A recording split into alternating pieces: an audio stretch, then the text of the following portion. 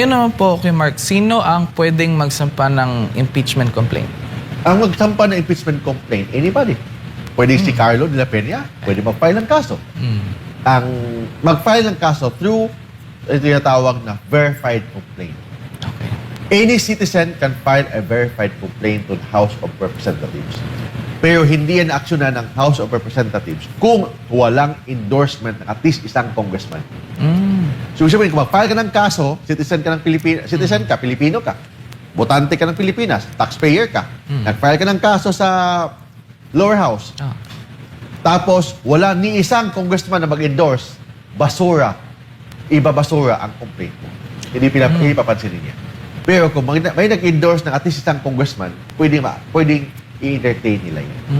Pwede rin ang congressman na mag-file ng kaso.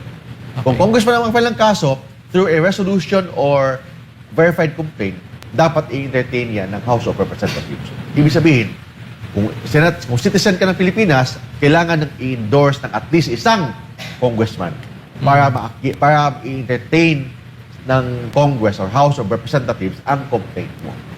Pero kahit hindi ordinary citizen, kung hindi isang congressman mismo ang nag-file ng kaso, dapat i-entertain nila yan.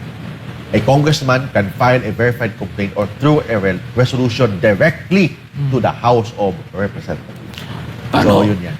Paano kay Mark kung halimbawa through verified complaint pero hindi pinansin ng congressman or ng For example, isa kang citizen, si Juan de la Cruz, nag-file ka ng kaso sa Congress.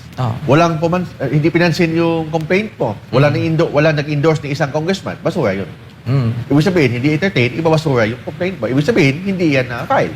Kasi, entertain lang nila yan doon sa Secretary General ng Congress. Yung Secretary ng Congress, tanggapin nila yung complaint mo kung may endorsement ng isang congressman. Kung wala endorsement ng isang congressman, yung complaint mo hindi tatanggapin.